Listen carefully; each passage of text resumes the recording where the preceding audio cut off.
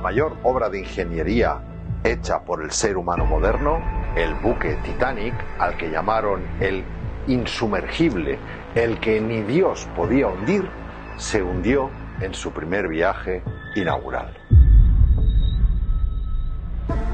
Y como siempre, la historia la conocemos por las películas, en este caso, muchas y muy taquilleras, quedando todo en una simple y romántica historia de amor. Pero algo no cuadra en esta historia, y es pura física. La versión oficial dice que el Titanic rozó, que no chocó, contra un iceberg, que le produjo al pasar una brecha en el casco de 120 metros de largo. Pero el hielo submarino de un iceberg jamás puede producir una grieta así en un casco de acero de doble plancha de 2,5 centímetros. Y al investigar un poco el tema, comienzan las sorpresas que no son tan conocidas. El Titanic tenía un hermano gemelo, pero menos lujoso, que se llamaba Olympic, fletado unos meses antes, los dos propiedad de J.P. Morgan. El Olympic, ya funcionando y capitaneado por el mismo capitán Smith, que sería después el capitán del Titanic, tuvo un duro accidente con un buque de guerra inglés, lo que le causó daños estructurales graves e irreparables que lo convertían casi en producto de desguace. Pero su propietario, J.P. Morgan, no había asegurado el Olympic y tenía que hacerse cargo de la reparación de las dos naves. En Belfast, en 1911, estuvieron los dos barcos juntos en el astillero y en esos meses les cambiaron el nombre a los cascos, añadiendo una cuarta chimenea que no funcionaba y decoraron el Olympic averiado para que suplantara al Titanic. Y en el famoso viaje inaugural salió el Olympic averiado y escorado, haciéndose pasar por el Titanic. Con esto, la compañía de seguros cubrió la operación con $5 millones de la época y el auténtico Titanic siguió navegando bajo el nombre del Olympic hasta 1935. Curiosa historia, ¿verdad? Pero esa no es la única sorpresa, ni mucho menos, porque que 5 días antes que el Titanic salga un buque llamado SS Californian, del mismo propietario, J.P. Morgan, cargado tan solo con mantas y jerseys, y que se quede anclado en el punto donde iban a ocurrir los hechos, es curioso. Que antes de que zarpe el Titanic retiren la mitad de todos los botes y chalecos salvavidas es inquietante. Que el capitán Smith, con 25 años de experiencia y perfecto conocedor de la ruta, se desvíe de su destino y desoiga 7 alertas por iceberg es raro.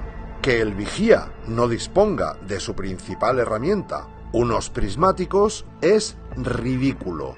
Que la radio del barco deje de funcionar unas horas antes es improbable. Que se equivoquen y lancen bengalas blancas, que significan celebración, en lugar de bengalas rojas, que son la señal de SOS, es tonto. Que en un viaje inaugural cargado de periodistas nadie hiciera ni una sola foto de la tragedia es absurdo. Pero que el hielo corte el acero es imposible. Pura física. Y bueno, pensaremos, ¿todo este montaje para hacer una trampa a la compañía de seguros? No, desde luego. Lo que aquí se estaba jugando era la creación de la Reserva Federal, donde la mitad de los grandes hombres de negocios del momento, como las familias Rockefeller, Rothschild, Morgan, etc., estaban a su favor.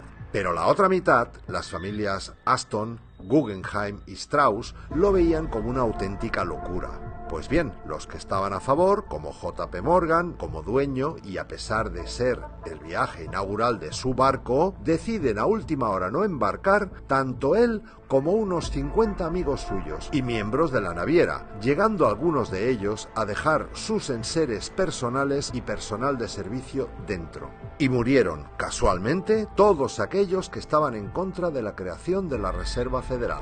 Al año siguiente, 1913, y sin oposición, se reunieron los banqueros supervivientes y crearon la Reserva Federal. Y al año siguiente, 1914, se inició la Primera Guerra Mundial, financiada en sus dos bandos por la propia Reserva. Pero llega el momento, en 1985, en que encuentran el Titanic a 3.000 metros de profundidad y, ¡oh, sorpresa!, resulta que no tiene ninguna brecha de 120 metros, sino que tiene varios agujeros de entre 1 y 50 centímetros producidos al parecer por varias explosiones que se produjeron desde dentro hacia afuera, y en las hélices el nombre de Olympic. La sorpresa final nos la llevamos cuando existe un libro, además llamado Titán, de Morgan Robertson, describiendo al milímetro lo ocurrido en el Titanic, pero escrito 14 años antes.